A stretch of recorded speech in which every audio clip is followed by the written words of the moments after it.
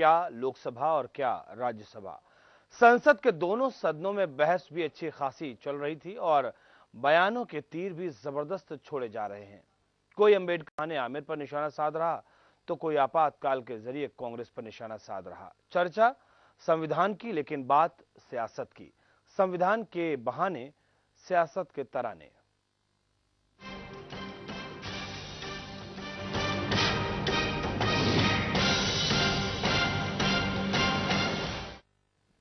बहुत सारी बातें इस चर्चा के दौरान आई। इस चर्चा के दौरान यह भी स्पष्ट किया गया लोकसभा में कि सेकुलर शब्द को लेकर सरकार ने अब यह साफ तौर पर कह दिया है कि यह शब्द संविधान की प्रस्तावना में बना हुआ है और बना भी रहेगा। लेकिन आगे बोलते बोलते संसदीय कार्य मंत्री ने यह भी कह दिया कि लोग आरएसएस से दुखी हैं और आईएस से खुश हैं। तो जनाब, यह निशाना कहां पर लगा, आप समझिए। और वहीं राज्यसभा में जेटली ने भी कांग्रेस के ऊपर जमकर निशाना साधा। बहाना आपातकाल का था, बहाना संविधान के जरिए कहीं ना कहीं अपनी बात को रखना, वो भी परोक्ष तौर पे कांग्रेस पर निशाना। बाबा साहब का दिया संविधान, कांग्रेस का उसमें योगदान, संसद में सियासी तूफान, सियासत से बड़ा है संविधान।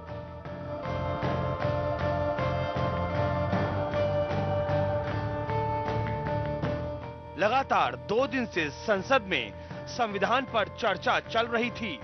क्या लोकसभा क्या राज्यसभा, दोनों सदनों में जबरदस्त बयान, तीखे बयान, परोक्ष ढंग से सियासी जमातों पर निशाना साधते बयान।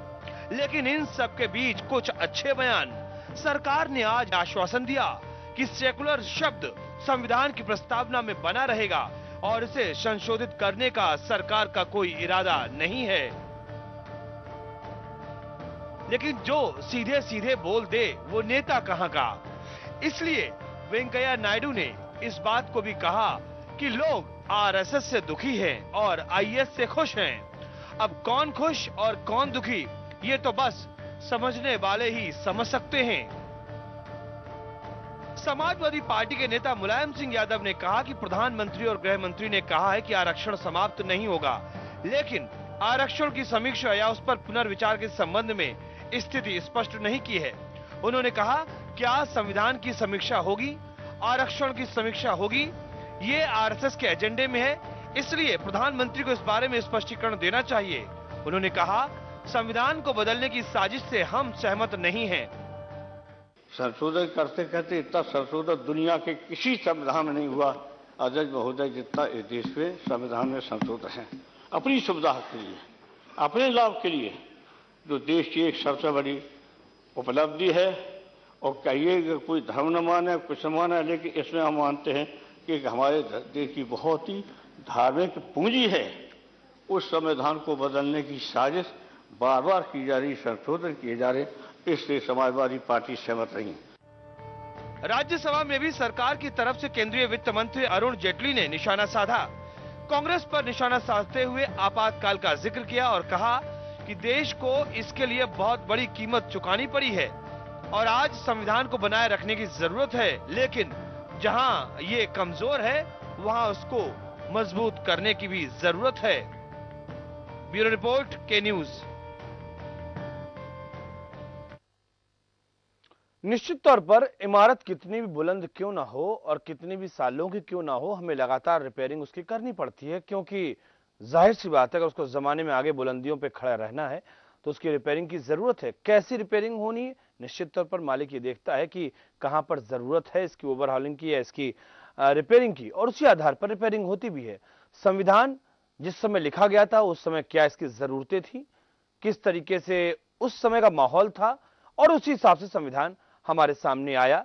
लेकिन बदलते जमाने में बहुत कुछ बदला, राजनीतिक व्यवस्थाएं बदली। एक जमाने में केंद्र में एक दल की सरकार हुआ करती थी, राज्यों में भी उसी दल की सरकार हुआ करती थी, और उस समय हमने संघीय ढांचे के महत्व को उस वक्त नहीं समझा जब हमने देखा कि प्रादेशिक स्तर पर क्षेत्रीय इकाइयां, क्षेत्रीय दल बहुत हावी होने लगे और इतने हावी हुए कि केंद्र में उनकी बहुत महत्वपूर्ण भूमिका हुई। बदलाव की जरूरत महसूस हुई, बहुत सारे मुद्दे हुए जिसमें हमें बदलाव की जरूरत महसूस हुई। लेकिन इस बदलाव को लेकर क्या बदले की भावना इसमें निहित आ रही है। ये सब चीजें चर्चा की विषय हैं। क्या समीक्षा के नाम पर कोई साजिश हो रही है, इस बात की भी हम यहां पर चर्चा करेंगे। और क्या वाकई किसी विचारधारा में किया जा रहा है, इस बात को लेकर भी हम चर्चा करेंगे। हमारे साथ में खास मेहमान जुड़ चुके हैं, तारुफ करवाना चाहेंगे हम अपने खास मेहमानों का इस समय दर्शकों से। सुभाष ओझा हैं, भारतीय जनता पार्टी से इस वक्त हमारे साथ मौजूद हैं। कमाल याकूब साहब कांग्रेस से हमारे साथ मौजूद हैं। चंद्रकिशोर शर्मा जी इस वक्त हमारे साथ मौजूद हैं, वरिष्ठ पत्रकार हैं। आप सभी का स्वागत है। जो बातें हमने भी शुरुआत में कही हैं, कमाल याकूब साहब शुरुआत हम आपसे करेंगे। इन बातों में आप कहीं सहमत लगते हैं या नहीं? क्या आपको लगता है कि चीजों में बदलाव होना चाहिए, बदलाव कुदरत का एक हिस्सा है और हमें बदलाव करते रहना चाहिए, या आपको लगता है कि बदलाव के बहाने बदले की भावना कहीं नजर आती है? कमाल याकूब साहब।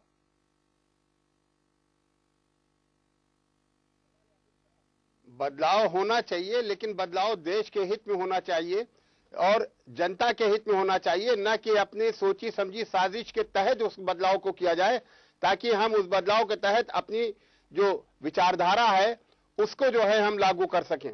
इस तरह का बदलाव जो है उससे हम बिल्कुल इत्तेफाक नहीं करते हैं, क्योंकि जो इस वक्त जो पार्टी सत्ता में है वो पूरी तरह से संविधान से पूरी तरह से जो है वो अपने आप को अलग करती है और वो चाहती है कि जो उसका जो एजेंडा है, जो आरएसएस का एजेंडा है, उसके हिसाब से संविधान में जो है वो तब्दीली की जाए। जी, ये जो बात आप कह रहे हैं, आपके मन का शक है, क्या आप इस बात को पुख्ता तौर पर रख सकते हैं क्या? और शक के आधार पर सत्ता के निर्णय नहीं हुआ करते हैं कमाल याकूब साहब?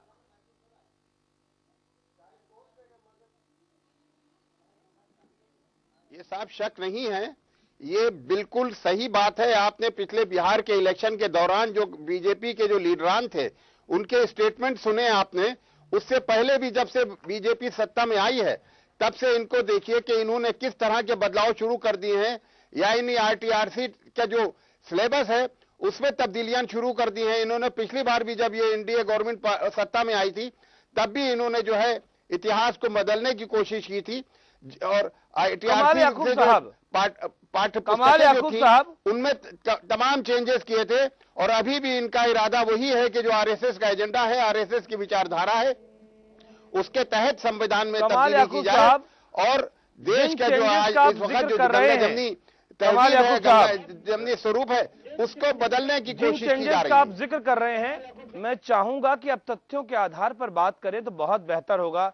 ये ऐसा करने की कोशिश कर रहे हैं, ये ऐसा करने की कोशिश कर रहे हैं, इन्होंने ये बदलाव कर दिए हैं। बात ऐसे नहीं, इतिहास में कौन सी छेड़छाड़ इन्होंने कर दी है, कौन सी इन्होंने इतिहास के साथ में कुछ गड़बड़ी कर दी है, हमें आप वो बताएं, ताकि दर्शक हमारे ये जानना चाहते हैं कि आखिर क्या ऐसा तूफान आरएसएस ने खड़ा कर दिया जिसके चलते आप परेशान हो गए हैं। या आरएसएस छोड़ दीजिए, वो एक संगठन अलग है, हमें आरएसएस से कोई लेना देना नहीं है। हमें लेना देना है केंद्र की सरकार से। केंद्र सरकार के मानव संसाधन मंत्रालय ने ऐसी कौन सी हिमाकत कर दी है जिसके चलते आपको आपत्ति होती है?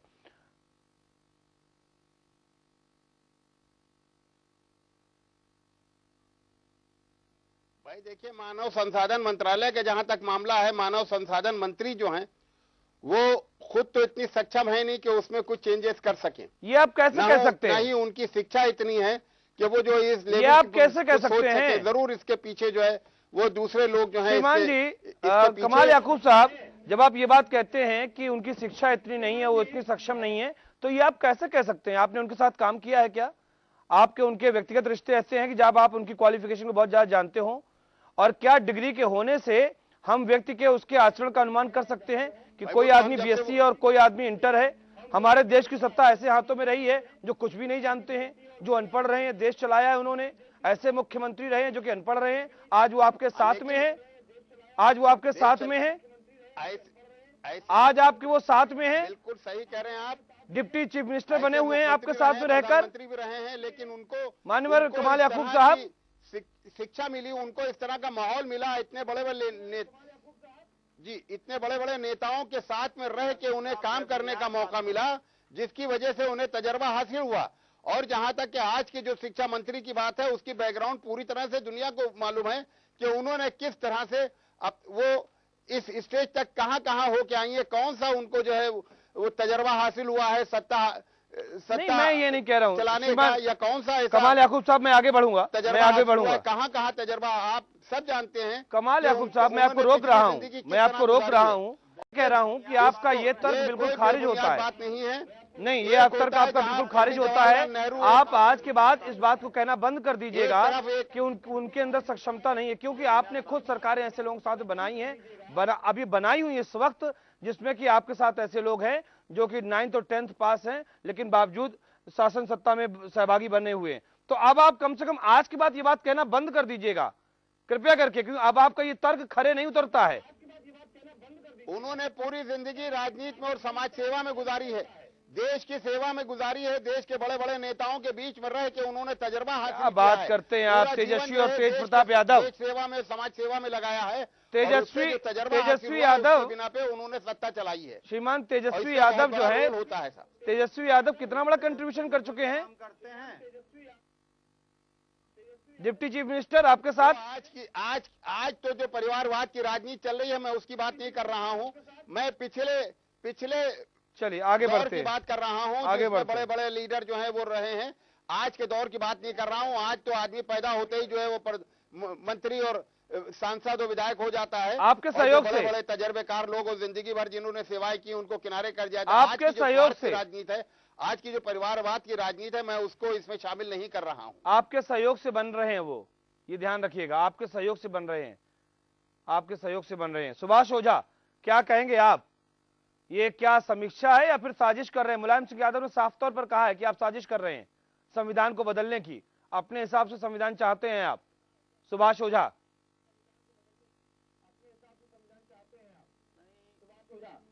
इस पर तो स्वागत होना चाहिए था माननीय राजनाथ सिंह जी का, अभिनंदन होना चाहिए कि उन्होंने जो सेकुलर शब्द है, जो धर्मनिरपेक्ष गलत तरीके से व्याख्या की गई है, उन्होंने सिर्फ व्याख्या की बात कही, और सेकुलर शब्द पंथ निरपेक्ष है, क्योंकि भारत की तासीर सदियों से पंथ निरपेक्ष की रही है। ये आप देख सकते हैं 1000 सालों में लगातार जितने भी यहाँ धर्म आए उनका सबका स्वागत हुआ, सब यहाँ समाहित होते रहे, चाहे वो कबीर पंथ रहा हो, चाहे वो सूफियों का रहा हो, चाहे वो आपके यहाँ पर जो है बौद्ध आए, बाहर से भी जितने धर्म आए उसमें मुसलमान हो चाहे ईसाई हो, जी बहुत यहीं से बने। सुभाष ओझा जी, आप लोग भी मतलब अगर इस तरीके की हरकत करेंगे तो कैसे बात चलेगी? यदि आप ध्यान से सुनेंगे वाजपेयी जी, आप लोग भी मतलब अगर इस तरीके की हरकत करेंगे तो कैसे बात चलेगी? बौद्ध आए नहीं ना, बौद्ध तो यहीं के थे ना। सुन ले पूरी कि पंथ निरपेक्ष जो शब्द है, बौद्ध आए नहीं ना, बौद्ध तो यहीं के थे ना। नहीं, बौद्ध तो यहाँ के थे। हमारा ये कहना है कि जितने भी अलग अलग लोग रहे उस सबको जोड़ के चला है देश। बौद्ध तो यहाँ के थे, हम ये कह रहे हैं कि सारे धर्मों को जोड़कर आप देखेंगे कि जितने भी धर्म आए उन सबको यह देश आत्मसात करता रहा है।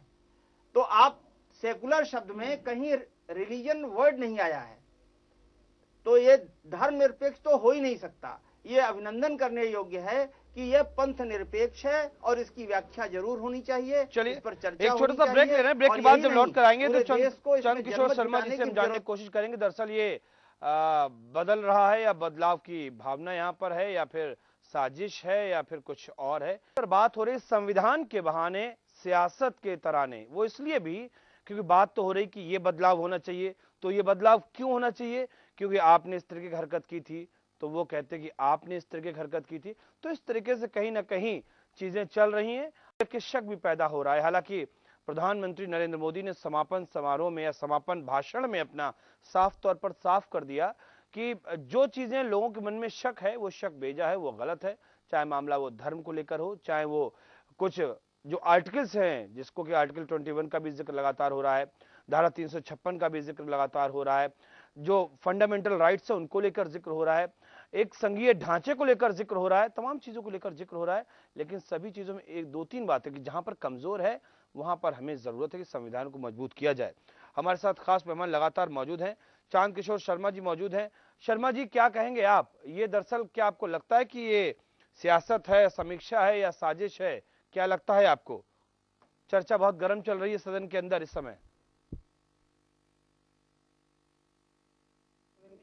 मनीष जी, ये एक कह सकते हैं कि जो 26 नवंबर संविधान दिवस है और 26 नवंबर के संविधान दिवस पे इतनी बड़ी पार्लियामेंट्री चर्चा हो रही है और उस पार्लियामेंट्री चर्चा में अनर्गल प्रताप विभिन्न दलों द्वारा किए जा रहे हैं, वैसे जो 42वां संशोधन संविधान इंडिया में जो इंडिया के संविधान में किया गया, उस संविधान जो 42वां संविधान संशोधन हुआ उसमें सामाजिक समरसता और लिंग का भेदभाव जो दूर किया गया, उस आधार पे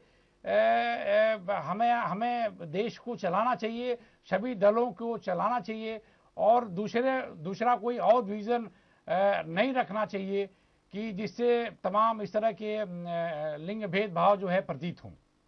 मनीष जी नहीं, इसके अलावा आपने जो चीजें कह दी हैं वो बिल्कुल सीधे तौर पर कह दी हैं। जितना मशक्कत और जितना मेहनत किया गया जो चल रहा है, मैंने उसके बारे में कहा है कि एक तरफ पक्ष दूसरी तरफ विपक्ष, बातें संविधान की हैं लेकिन बातें सियासी हो रही हैं।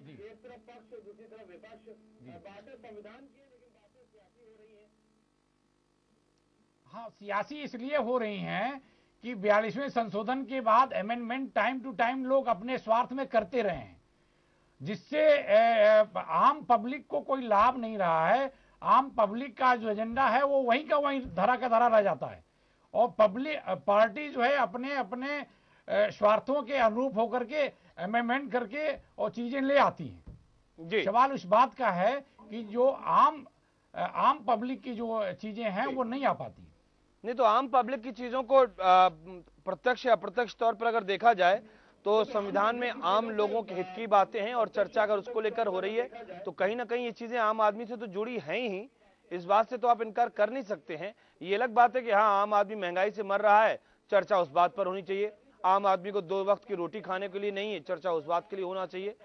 तो ये भी वाजिब बात है, होनी भी चाहिए और इसको लेकर कहीं ना कहीं एक कॉमन मिनिमम एजेंडा होना चाहिए, कोई राय बननी चाहिए। वो चीजें यहाँ पर नहीं दिख रही हैं। नहीं, बिल्कुल नहीं दिख रही हैं और ये दुर्भाग्य है पार्लियामेंट का कि पार्लियामेंट का समय इतना महत्वपूर्ण होता है। पार्लियामेंट चलाने में जो खर्चे आते हैं, इतना जबरदस्त खर्चे आते हैं पर मिनट के हिसाब से अगर देखा जाए तो उनके आंकड़े देख करके आदमी आम जन जो है हैरत खा जाएगा कि इतनी महंगी कार्रवाई होती है और वहां जाकर के इस तरह की चर्चा हो। ठीक है, संविधान दिवस हम मनाएं, संविधान दिवस मनाने को कोई नहीं रोकता, लेकिन संवैधानिक जो दृष्टिकोण है, जो संशोधन अमेंडमेंट है, जो जैसा कि इसके पहले 42वां संशोधन रहा है, उसमें तमाम सारे पब्लिक एजेंडे रखे गए, आम पब्लिक के तमाम सारी उनके हितों की बात रखी गई। तो अब वो चीजें पूर्ण रूप से इम्प्लीमेंट नहीं हो रही हैं और नए नए संशोधन हो रहे हैं, नए नए अमेंडमेंट लाए जा रहे हैं और वो पार्टी आधार पर लिए जा रहे हैं। तो ऐसा नहीं होना चाहिए, मेरा कहना था। सुभाष ओझा जी, मुझे लगता है कि ठीक है, 2 दिन आपने बहुत महत्वपूर्ण 2 दिन थे, अगर आप कंक्लूजन में निकाल दें 2 दिन का समापन भाषण भी आपने सुना होगा प्रधानमंत्री नरेंद्र मोदी का, हमने क्या हासिल किया कॉन्क्रीट, आप मुझे बताइए। आपकी पार्टी का मामला है, आपने बहुत अच्छी तरीके से सुना होगा, हमने इन 2 दिनों में हासिल क्या किया है इस हिंदुस्तान की जनता ने?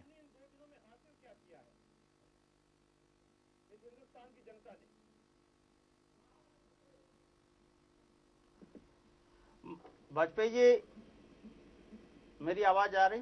जी आ रही है। वाजपेयी जी, सबसे बड़ा सवाल यह है कि देश को जरूरत जिन मुद्दों पर रही है उन मुद्दों की चर्चा में ही होनी है और संसद सत्र जब शुरुआत होता है तो उसमें निश्चित रूप से आम जन के और संविधान तो धारते धर्मा, जो धारण करने योग्य है वही धर्म है। तो जो बात आप चाहते हैं कि सेकुलर शब्द की बात जब उठाई जाती है तो पंथ निरपेक्ष की बात कहने से यदि लोग विरोध में खड़े हो जाते हैं, यदि किसी बात का साफ साफ अर्थ जो लंबे समय से शायद समझ नहीं पाए, मेरे सवाल का जवाब नहीं है ये, मेरे सवाल का जवाब नहीं है, माफी चाहूंगा मैं सुभाष ओझा जी।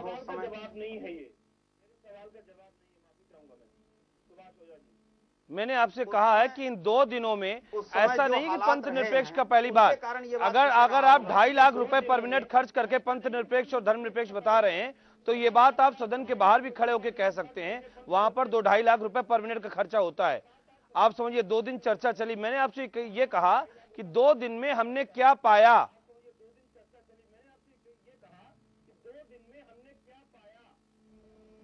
अभी आपने सुना होगा माननीय प्रधानमंत्री जी ने होप शब्द बोला है, और होप पर उन्होंने साफ साफ कहा कि सौहार्द, ओकेजन और पार्टिसिपेशन, पीपल पार्टिसिपेशन, इक्वलिटी, इसको मिला के इन सब मुद्दों को पर ही बात होनी चाहिए, क्योंकि संविधान और संसद देश के कल्याण के लिए, जन कल्याण के लिए बनाया गया है और इन्हीं मुद्दों पर जोर देना है। इस बात को प्रधानमंत्री जी ने जोर देकर कहा है। निश्चित रूप से विकास की ओर बढ़ रहे हैं। आप देख भी रहे हैं पूरी दुनिया इतनी बातों को कहने के लिए अगर लाखों रुपए खर्च कर दिए हैं तो ये भी समझना पड़ेगा। इतनी बातों को कहने के लिए चलिए कोई बात नहीं, मुझे लगता कि कोई चीज और अच्छी डिस्कस होती। खैर कोई बात नहीं, अच्छी बात है, देख लेना चाहिए। जा रहा है। आप क्या कहेंगे कमाल याकूब साहब? सौहार्द का वातावरण बना है और अभी अभी आपने ही, आपके वाजपेयी जी, अभी आपके डेटा ने बताया मनीष भाई कि देश में अभी देखिए प्रधानमंत्री महोदय तो हमेशा से इस तरह की बातें करते रहे हैं। जब से सत्ता में आए हैं, जब से बीजेपी सत्ता में आई है, प्रधानमंत्री महोदय इसी तरह की बात करते रहे हैं। लेकिन जो प्रधानमंत्री महोदय के जो सलाहकार हैं और उनके मंत्रिमंडल के और उनके जो पार्टी के सांसद लोग हैं, उनकी भाषा को देख लीजिए। अभी थोड़ी देर पहले विनय कटियार कह रहे हैं कि कांग्रेस जो है आतंकवाद की जननी है, पंजाब में कांग्रेस आतंकवाद की जननी है। तो कोई कुछ कह रहा है, कोई कुछ कह रहा है, और प्रधानमंत्री जी जो है सबको मिला के लेके चलने की बात कर रहे हैं। ये कौन सी पॉलिसी है? ये कौन सी सियासत है? किस तरह देश को आगे आप इस तरह लेके चलना चाहते हैं आगे कि अपने साथियों से कहिए कि तुम अपनी भाषा बोलते रहो और हम जो है पूरे देश में और संसार में अपनी छवि को दुरुस्त करने के लिए हम प्यार मोहब्बत की और गंगा जमनी तहजीब की और सबको साथ में लेके चलने की भाषा बोलते रहेंगे और तुम अपना एजेंडा जो है वो लागू करते रहो जनता के बीच में। ये कौन सी सियासत है? कौन सी पॉलिसी है? ये कुछ जवाब देंगे कमाल याकूब को आप? जवाब देंगे कमाल याकूब को आप? याकूब साहब बेबुनियाद बात कर रहे हैं, अतार्किक बात कर रहे हैं। अतार्किक बात के लिए बहस आपने नहीं बुलाई है। सियासत से बड़ा संविधान आपका बहुत अच्छा विषय है और वाजपेयी जी आपने इस पर अपने रिसर्च भी रखे हैं। आपने ही अभी 2 दिन पहले डेटा दिखाए थे कि देश में दंगे कम हुए, देश में सौहार्द का वातावरण बढ़ रहा है, तेजी से विकास के लिए लोग आ रहे हैं, विदेश से भी यहाँ पर स्वागत हो रहा है। विकास 2-4 लोगों के नाम बता दीजिए, 2-4 लोगों के नाम बता दीजिए विदेश से कौन आ रहा है, किसने क्या किया है, कौन यहाँ पे इन्वेस्टमेंट कर रहा है, कौन आके इन्वेस्टमेंट करना चाहता है। आपने पूरी तरह से कांग्रेस के सरकार में जो है एफडीआई का विरोध किया है। आज आप जो है एफडीआई का पूरी तरह फेवर कर रहे हैं। कितने लोग आए हैं जिन्होंने यहाँ आके जो है इंफ्रास्ट्रक्चर जो तैयार किया है और अरबों करोड़ों अरबों मिलियन रुपया यहाँ इन्वेस्ट किया है। बात कर रहे हैं और जहाँ तक के आप सेकुलरिज्म की बात करते हैं, ये तो आप हमेशा से सेकुलरिज्म का इल्जाम लगाते रहे हैं। मैं तो बुर्का ओढ़े हुए हैं, कभी सेकुलरिज्म का नकाब ओढ़े हुए हैं और जनता ने बता दिया आपको, दिल्ली में भी बता दिया और बिहार में भी बता दिया और अभी आगे देखिए यूपी के चुनाव में भी और आसाम और इधर जितने चुनाव होने वाले हैं उस सब में आपको एक बड़ा सवाल ये है, बड़ा सवाल ये है अभी आपको रोकना चाहेंगे सुभाष ओझा और कमाल याकूब साहब। एक्सेप्ट नहीं किए। दरअसल बहुत गंभीर सवाल है ये, बहुत गंभीर सवाल है। ये बात अलग है कि हम एक सिरे से कभी आलोचना नहीं करते हैं। जो अच्छाइयां होती है उनको ग्रहण करना चाहिए और बुराइयां होती है उनको उठा के फेंक देना। हमें ये तो मालूम होना चाहिए कि नरेंद्र मोदी ने अगर कोई चीज की है, अगर वो अच्छी है तो हम उसको स्वीकार कर सकते हैं, कोई बुरी है तो उसको हम इनकार कर सकते हैं। हमने देखा कि उनकी जो स्वर्ण योजना आई वो फ्लॉप हो गई, हमने उसको लेकर आलोचना भी की। लेकिन हमने ये भी देखा कि जो असहिष्णुता का नारा बुलंद किया गया वो शायद सियासी ज्यादा लगा, हमने उसको लेकर आलोचना की। लेकिन जब यहाँ पर बात आई कि 2 दिन आपने संविधान को लेकर चर्चा में गुजार दिए, उससे हमने पाया क्या? सिर्फ इतना कि आपातकाल को लेकर आप कांग्रेस पर निशाना साधते रहे, आपने अंबेडकर को लेकर आमिर पर निशाना साधा और वहीं कांग्रेस अपने अनुशासन की दुहाई देती रही कि हमारी वजह से संविधान बना। अरुण जेटली क्या कुछ कह रहे हैं, हम जरा सुन लेते हैं। ये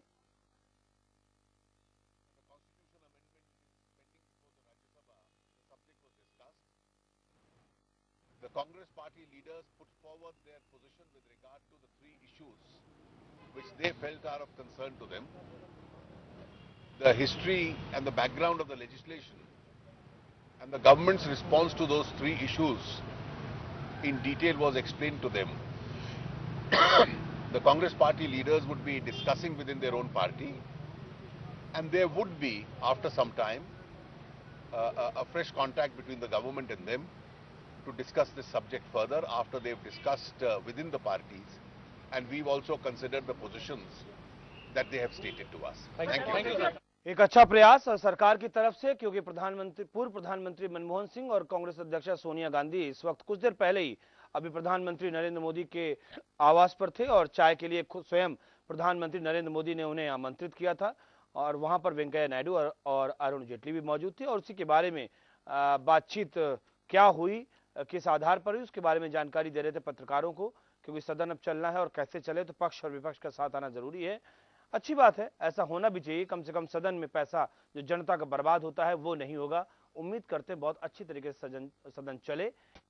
वेलकम बैक। क्या कुछ कह रहे हैं अरुण जेटली, सुनते हैं। करने के बाद वो अपनी पार्टी में इसकी चर्चा करेंगे और कुछ समय के बाद चर्चा करने के बाद इसकी संभावना भी है कि सरकार और प्रमुख विपक्षी दल दोबारा इस विषय पर बात आगे चलती रहेगी।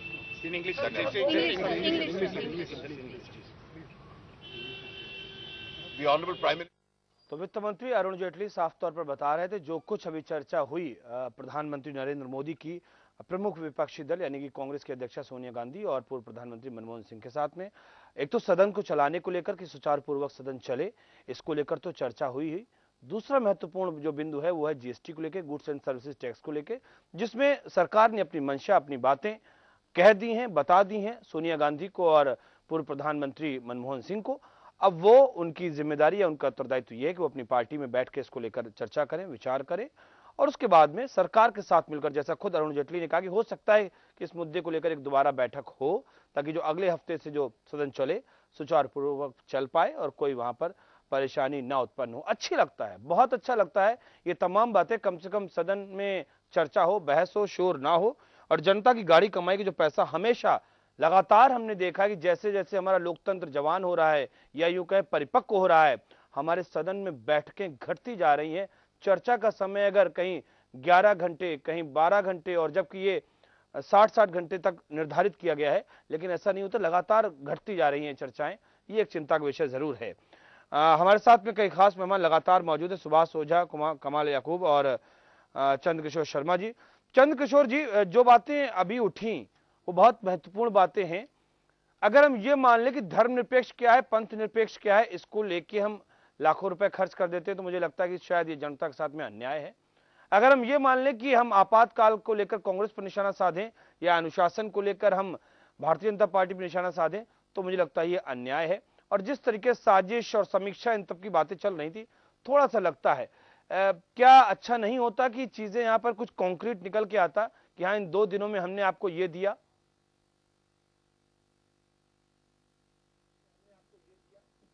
यस मनीष जी, मैं बहुत साफ तौर पे बताना चाहता हूं कि संविधान सभा के जो सदस्य थे कुल 296, उसमें 71 मुस्लिम लीग के थे सदस्य, जिन्होंने उस समय भी उस मंत्रणा को बहिष्कृत किया था और काफी मशक्कत के बाद 11 अधिवेशन संपन्न हुए थे जी। और 8 महीने बहस हुई थी। 2 वर्ष 11 महीने 18 दिन के बाद प्रथम परीक्षण के बाद 26 नवंबर 1949 को संविधान निर्माण कर लिया गया था, लेकिन उसको 26 जनवरी 1950 को परिवर्तन के साथ संविधान को लागू कराया गया था। बहुत साफ तौर पे बताना चाहता हूं कि संविधान में जो डॉक्टर अंबेडकर ने अध्यक्षता करके जो बड़ी मशक्कत के साथ बनाई और तमाम सारी चीज़ों को वो दूसरे देशों से भी उसको ले आए, जैसे कि संविधान में करीब 4 देशों से उन्होंने संवैधानिक एक्ट को ले आए। पहला तो उन्होंने अमेरिका से संविधान के मूल अधिकार को ले आया अमेरिकी संविधान से मूल अधिकार के ऊपर कैसे क्या वर्क करें उसको कुछ ले अपना आया। विश्लेषण दूसरा, रखें, उन्होंने जानकारी ब्रिटेन है। के संविधान से चंद्रकिशोर संसदीय जी, प्रणाली को ले आया। चंद्रकिशोर हमारी शर्मा जी, संसदीय प्रणाली कैसे ये जानकारी सबके पास में है, ये जानकारी नई नहीं, ये सबके पास में है और मुझे लगता है कुछ अपना विश्लेषण रखें। आज जो हो रहा है इस समय, जो वर्तमान परिस्थितियों में, उसका विश्लेषण चाहता हूं मैं। मेरा ये कहना था कि संविधान के प्रस्तावनाओं के अनुसार भारत एक संप्रभुता संपन्न समाजवादी धर्मनिरपेक्ष लोकतांत्रिक गणराज्य है। उसके अनुरूप जो 42वां संशोधन रहा है, उस संशोधन के अनुरूप भारत विभिन्न प्रदेशों का देश है।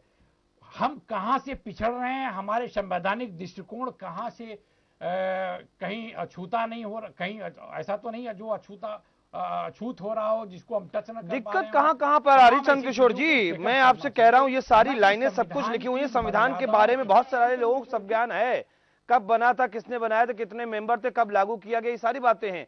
अभी इस वक्त तो दिक्कत कहां पर आ रही है, किसको लेकर आर और पार की जंग लड़ी जा रही है, किसको लेकर सियासी तीर छोड़े जा रहे हैं, दिक्कत कहां पर है?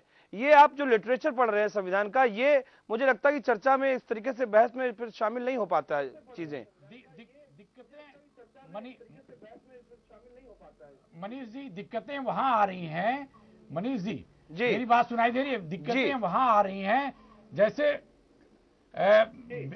मोदी सरकार के करीब 1.5 साल होने जा रहे हैं जी, और इस सरकार को चलाने का जो एक पीछे से जो स्वरूप लोग बताते हैं, पॉलिटिकल पार्टियां जो कहती हैं कि आरएसएस चला रहा है, तो और दलों को जो हिंदुस्तान में और राजनीतिक दल हैं उनको ये लग रहा है कि आरएसएस जो है कहीं ना कहीं संवैधानिक अमेंडमेंट कराएगा।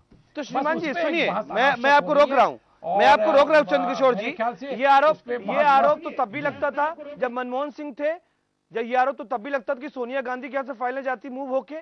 तो आरोपों पर सरकार चलती है क्या? शक की बुनियाद पर सत्ता चलती है क्या? क्या शक के बुनियाद पे हम किसी को कटघरे में खड़ा कर दें क्या?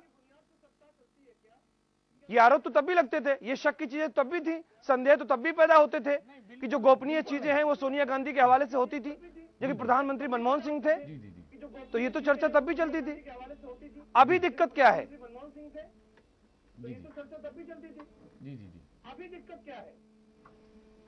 अभी दिक्कत यह है कि पूर्ण रूप से और जो बीजेपी से अलग और जो राजनीतिक पार्टियां हैं उनको ये लग रहा है कि हिंदुत्व के एजेंडे पे कुछ बीजेपी काम करके कुछ अमेंडमेंट करना चाहती है। That is the main things. लगना इसलिए उनको लगता है इसलिए होगा कि वो विचारधारा का फर्क है, लेकिन जब ये बात हम कमाल याकूब साहब से पूछते हैं वो भी उस बात को नहीं कह पाए। और मैं इस बात को बहुत पुख्ता तौर पर कहता हूं, बहुत गंभीरता के साथ यहाँ पर कहता हूं, वो इसलिए कि जब आप कोई चर्चा में शामिल हो रहे हैं तो मुझे आप उन चीजों को बताएं ताकि हमारे जहन में भी वो चीजें आए और चर्चा को एक नया दृष्टिकोण मिले। कमाल याकूब साहब जो बातें अभी कह रहे थे कि लग रहा है, ये लगना क्या है, क्यों लग रहा है? ये क्या संविधान को नहीं मानती है सरकार? क्या संविधान से बड़ी हो गई है सरकार? भाई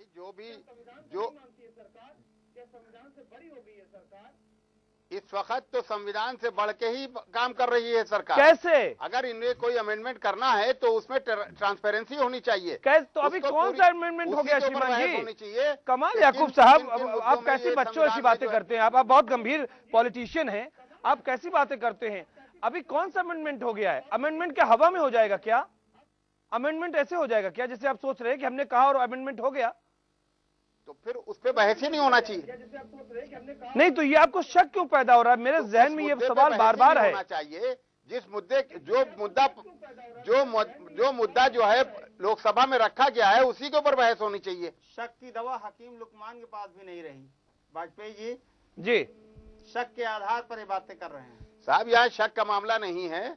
आप देख लीजिए कि पिछली हमारी जो मनमोहन सिंह जी की सरकार थी उसमें अगर जरा सी भी हमारे किसी लीडर के खिलाफ, किसी मिनिस्टर के खिलाफ, किसी चीफ मिनिस्टर के खिलाफ कभी भी कोई आवाज उठती थी तो हम उनको फौरन रिप्लेस कर देते थे। नहीं, चाहे वो अशोक चौहान, चलिए हम आपको रोकते हैं, चाहे वो ये राजा हो, कमाल याकूब साहब, दूसरा मंत्री हो, कमाल याकूब साहब, कभी भी कमाल याकूब साहब, मैं आपको रोकता हूं।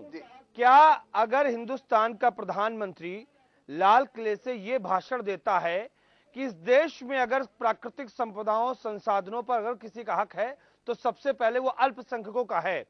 इस देश में जबकि यहां पे धर्मनिरपेक्षता की बात होती है, ये अल्पसंख्यक और बहुसंख्यक के आधार के ऊपर क्या हम ये निर्णय लेंगे? क्या ये बात कहना उचित था? क्या ये मैं इसलिए कह रहा हूं कि स्वयं प्रधानमंत्री ये बात कह रहे थे उस वक्त के, तो उस वक्त के अगर ये प्रधानमंत्री बात कह रहे थे तो ये मुझे लगता है बहुत ज्यादा नाजायज बात थी, वरन इसमें कि अब आप शक कर रहे हैं, सिर्फ शक कर रहे हैं। अभी प्रधानमंत्री ने ऐसा कुछ कहा नहीं है कि भाई मैं हिंदुत्व का सरदार हूं और मैं हिंदू राष्ट्र बना के रहूंगा। ऐसा कुछ भी नहीं होने जा रहा है इस देश में, और ना ये हो सकता है, कभी नहीं हो सकता है। लेकिन वहां पर उस वक्त के तत्कालीन जो प्रधानमंत्री थे वो ये कहते रहे कि इस देश में पहला हक अल्पसंख्यकों का है। तो अब बताइए कहां पे कौन कटघरे में खड़ा होता है? अभी मणिपुर के मुख्यमंत्री ने क्या कहा? अरे फिर वही बात आ गई। मेरी बात आप नहीं समझ पा रहे कमाल याकूब साहब। मैं ये कह रहा हूं किसी का पार्षद कोई कह रहा हो, भारतीय जनता पार्टी का गली मोहल्ले का पार्षद, तो आप उसकी बात मान रहे हैं। और मैं आपसे कह रहा हूं कि हिंदुस्तान के प्रधानमंत्री ने ये कहा था और अब ये नहीं कहा, उसकी बात नहीं मान रहे। जो केंद्र सरकार चला रहा है, मणिपुर का मुख्यमंत्री देश चला रहा है क्या? ताजा मनीष जी, नहीं सुभाष जी, हम जवाब चाहेंगे कमाल याकूब साहब से। मैं जवाब चाहता हूं कमाल याकूब साहब से। मैं इसलिए चाहता हूं क्योंकि ये जो मिस इंटरप्रिटेशन होते हैं यही राजनीति में, दर्शकों में और जनता में कहीं ना कहीं भाव पैदा करते हैं गलत। आवाज पूरा देश सुन रहा है, उनकी आवाज का असर पूरे देश में होता है। किसकी आवाज का असर? खट्टर साहब कुछ कह रहे हैं, पाकिस्तान अरे चले भाई, जाइए, ये बात हिंदुस्तान छोड़ जाइए, ये कह तो उन्हीं के हाथ पैर हैं, उन्हीं के माध्यम अब से आपके तो सरकार मणिशंकर अय्यर कुछ कहें, आपके दिग्विजय साहब कुछ कहें, तो हम ये मान लेंगे कि सोनिया गांधी भी यही कह रही हैं।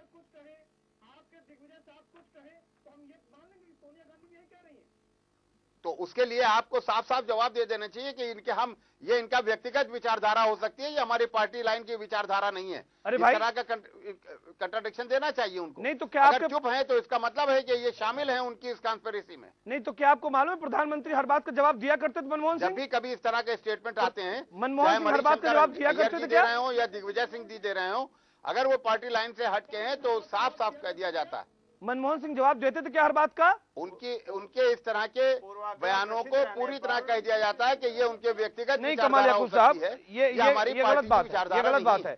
मैंने आपसे कैटेगोरिकली पूछा इस बात को। कमाल याकूब साहब, मैं रोक रहा हूं आपको। देते हैं तो कोई इस तरह की बात नहीं कहता है। मैं सिर्फ आपसे ये कह रहा हूं, बीजेपी सरकार नहीं चला रही है, मुख्यमंत्री सरकार नहीं चला रहे हैं, केंद्र की सरकार नरेंद्र मोदी के हवाले है।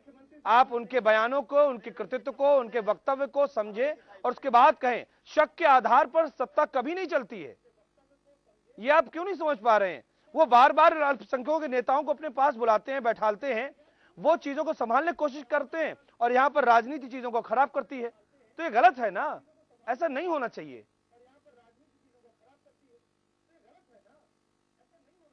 साहब ये ओझा जी बगल में बैठ के कह रहे हैं कि हरे रंग के चश्मे से नहीं दिखाई देता, हमारे 3 रंग हैं, गेरुआ, हरा और सफेद। आप खाली एक भगवा रंग लेके चलते हैं, आप खाली एक भगवा रंग लेके चल रहे हैं।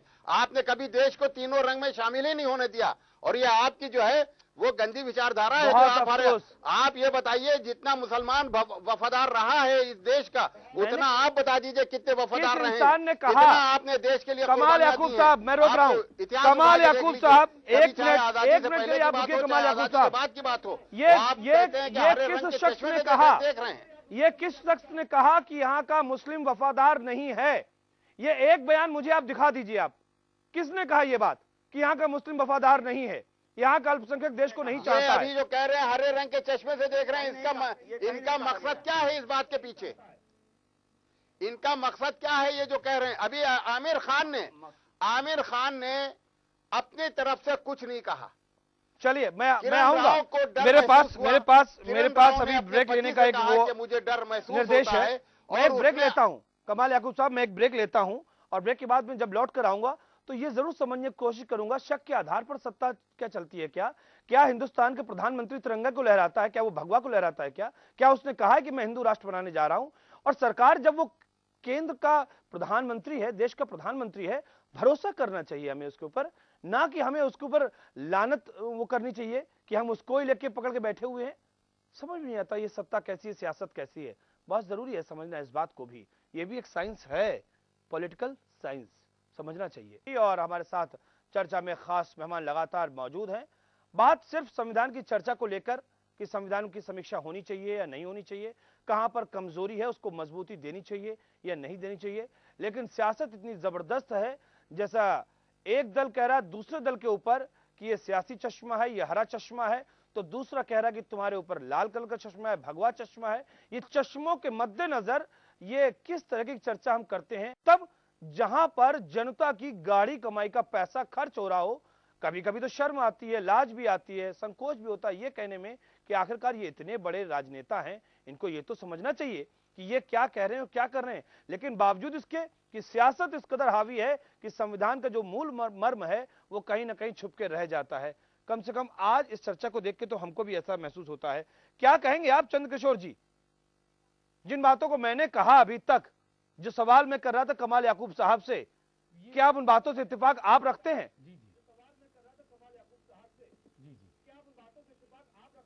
हाँ मनीष जी, मैं आपके बातों से बिल्कुल इत्तेफाक रखते हुए मैं बात अपनी रखना चाहता हूँ कि आप ताज़ा एग्जाम्पल बिहार चुनाव से लीजिए।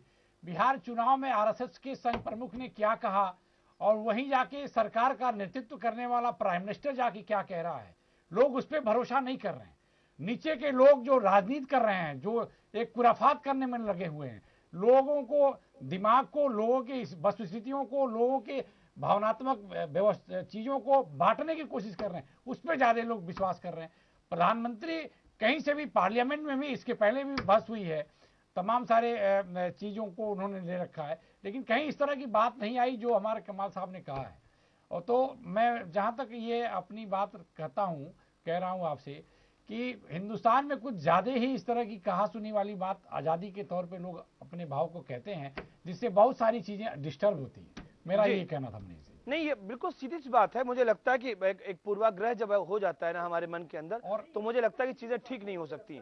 और ये पूर्वाग्रह हमारे मन के अंदर है।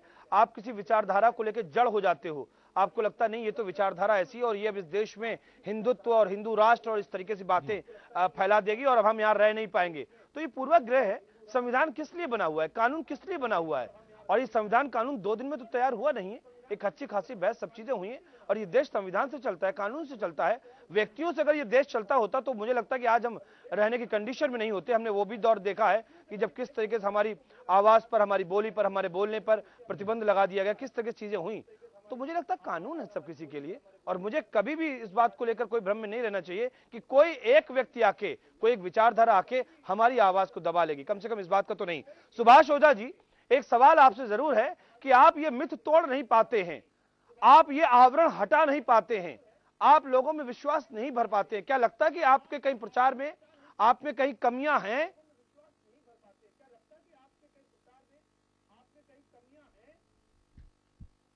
मनीष जी, पूर्वाग्रह, और हमने अभी बताया था कि शक की दवा तो हकीम लुकमान के पास नहीं है, लेकिन मैं इस बात पे साफ कहना चाहता हूं कि देश में धर्म सत्ता और समाज सत्ता ही संविधान का आधार रहा है। जो संविधान की आत्मा है वह धर्म सत्ता और समाज सत्ता के कारण है, और इन दोनों को धर्म सत्ता का क्या मतलब हुआ? सुभाष ओझा जी, आप शब्द बहुत अच्छा बोल रहे हैं। धर्म सत्ता का मतलब क्या हुआ? साफ साफ ये कहना, धर्म सत्ता का क्या मतलब हुआ? कहना कि हम विश्वास, मतलब क्या हुआ? धर्म सत्ता का क्या मतलब हुआ? धर्म सत्ता का मतलब जितने भी धर्म यहाँ पर हैं उन सबका समान रूप से आदर होता रहा है। यह भारत की तासीर रही है। तो पंथ निरपेक्ष वही उसी का अर्थ हुआ। धर्म निरपेक्ष हो ही नहीं सकता कुछ, क्योंकि धर्म तो संविधान का भी अपना धर्म है। जो जो जो, जो धारण करने योग्य है वो धर्म है। धर्म की तो परिभाषा ही साफ है। और किसी से भी कहा जाए कि आप विधर्मी हैं या अधर्मी हैं, कौन मानेगा? कौन कहा जाए कि आप जो है नमाज ना पढ़िए, आप गिरजाघर मत जाइए, आप मंदिर मत जाइए, आप अपने धर्मों का पालन ना करिए। तो जब धर्म की बात है कि यहाँ पर सारे धर्म समान रूप से उनका आदर होता है, तो पंथ निरपेक्ष ही हो सकता है। मेरा ये कहना है कि जब भी सरकार आती है या भारतीय जनता पार्टी, जो कि संस्कारों और कर्मयोगियों की पार्टी है, आपने देखा होगा कि ये संस्कारों के लिए जीते हैं और भारत की सनातन व्यवस्था है और उनमें समान रूप से अभी आज ही प्रधानमंत्री जी ने सौहार्द और समानता, इक्वलिटी पर बात कर रहे हैं, पार्टिसिपेशन पे बात कर रहे हैं, सबको अभी सोनिया जी को बुला के घर पे चाय पिला रहे हैं। तो ये सारी बात इसलिए हो रही है कि देश का विकास सही दिशा में आगे बढ़े, सब लोग जुटकर देश को आगे ले चलें, क्योंकि यह दुनिया का सबसे बड़ा राष्ट्र बने, महाशक्ति बने, अच्छी बात है, संयुक्त सुरक्षा परिषद में हमें जगह मिले, अस्थायी सदस्यता मिले, ये सारे विषय ही उठाए जा रहे हैं। अब इस पर कमाल किसी को याकूब शक साहब हो रहा है तो उसमें नहीं, क्या वो कर तो सकते ठीक हैं है। हम जो लोग? सवाल मनीष मैंने भाई, आपसे आज किया हुआ शक था, की तो कोई बात ही नहीं है। ये तो जो आप ये देखिए 2092 में 4 दिसंबर को उप प्रधानमंत्री और गृह मंत्री सुप्रीम कोर्ट के अंदर जो एफिडेविट दे रहा है कि बाबरी मस्जिद को हाथ नहीं लगाया जाएगा और 6 दिसंबर को उसको शहीद कर दिया जाता है। किसके विश्वास की बात कर रहे हैं? कौन कानून को मान रहा है इस देश के अंदर? जिसकी लाठी उसी की भैंस है। आपने एकदम से क्या होता उठा के हजारों लाखों आदमी इकट्ठा करके आपने कानून की मानी? आपने संविधान को माना? आप किसकी विश्वास करने की बात कर रहे हैं? वही हमारे प्रधानमंत्री महोदय जो हैं, यही तो मुख्यमंत्री थे गुजरात के, जब माननीय अटल बिहारी वाजपेयी जी ने जाके कहा था कि राजधर्म का पालन करो। ये किसके विश्वास की बात कर रहे हैं? किसके ऊपर विश्वास किया जाए? आजमाए को आजमाना सरासर नादानी है। लिहाजा जो लोग आजमाए जा चुके हैं उनको आज जनता भी नहीं आजमा रही है। उसने लोकसभा के चुनाव में आजमाया, उसके बाद देख लीजिए कि उसके बाद जब देखा उसने वो धोखा खा गई है, उसके साथ विश्वासघात हुआ है, उसको छल किया गया है, उसने फौरन जवाब दे दिया दिल्ली के चुनाव में और उसके बाद जो बिहार के चुनाव में जवाब दे दिया। और उसके बाद अभी आने वाले हर चुनाव में, अभी आप देख लीजिए मध्य प्रदेश में, आप देख लीजिए क्या होता है, क्या रहा है। उसके अलावा तमाम जितने भी चुनाव होंगे उसमें सब पब्लिक इनको जवाब देगी। किसके विश्वास की बात कर रहे हैं? किसके ऊपर विश्वास किया जाए? कमाल याकूब साहब, आपने चर्चा कर ली और मैं अब आपको कुछ कहना चाह रहा हूं। वो इसलिए कहना चाहता हूं मैं आपसे कि जब आप एक साथ आरोप लगाते हैं, एक साथ बोलते हैं, तो मुझे लगता है क्लियर होना बहुत जरूरी है। जब आप गुजरात की बात करते हैं तो क्या आज तक एक भी एफआईआर प्रधानमंत्री के खिलाफ दर्ज हुई? क्योंकि ये देश तो कानून के आधार पर ही चलता है, बातों के आधार पर भी तो देश चलता नहीं, पहली बात। दूसरी बात, जब आपने कही कि गुजरात को लेकर आपने कहा, तो आपके ही कांग्रेस की सरकार ने गुजरात को बेस्ट स्टेट का और बेस्ट ग्रोइंग स्टेट की बात कही थी, आपकी सरकार ने। तीसरी बात आपने जो कही कि बाबरी मस्जिद शहीद कर दी गई, आपने बोला केंद्र में आपकी सरकार थी, क्या एक्शन केंद्र की सरकार ने लिया? आपके ही प्रधानमंत्री थे नरसिम्हा राव साहब, उन्होंने क्या एक्शन लिया? और रही बात यह कि जो कुछ किया उसका आगे जनता भुगतान कर देती है, बराबर कर देती है, हम इस बात से आपकी सहमत है। लेकिन चुनाव जीतना या हारना सिर्फ और सिर्फ सत्ता की गणित तक ही सीमित होता है। मुझे लगता है लोकप्रियता के मामले में अगर आप देखेंगे, अगर आप थोड़ा सा गहराई में जाएंगे, तो जो वोट परसेंटेज लोकप्रियता का पैमाना होता है और सीटें सत्ता का पैमाना होती हैं। आप मेरी इस बात से इत्तेफाक रखेंगे कि जो बिहार का जो चुनाव हुआ उसमें जो वोट परसेंटेज है वो भारतीय जनता पार्टी का बढ़ा है। मैं इसलिए कह रहा हूं कि आंकड़े हमारे सामने हैं। और जहां तक सीट की बात रही, सीटें आपके पास इसलिए आई, गठबंधन आपका कामयाब रहा। तो लोकप्रियता का पैमाना अगर आप इस तरीके से नापते हैं तो यह भी तथ्य आपके सामने है। इसके बावजूद भी आप कहेंगे कि हाँ, ये सरकार इस तरीके से काम कर रही, क्या भरोसा करें, क्या आजमाएं? और अब आपको उनको ही आजमाना पड़ेगा, क्योंकि ये देश अगले 5 साल तक, अगले 3.5-4 साल तक उन्हीं के साए में, उन्हीं के साथ में रहना होगा। तो वो आपके प्रधानमंत्री हैं, वो आपकी सरकार चला रहे हैं, वो आपका देश चला रहे हैं और आपको उनको साथ देना पड़ेगा। ये देश तभी आगे बढ़ पाएगा। अब आप अगर ऐसा रवैया अख्तियार करेंगे तो मुझे लगता है फिर कैसे बात बनेगी, कैसे बनेगी बात?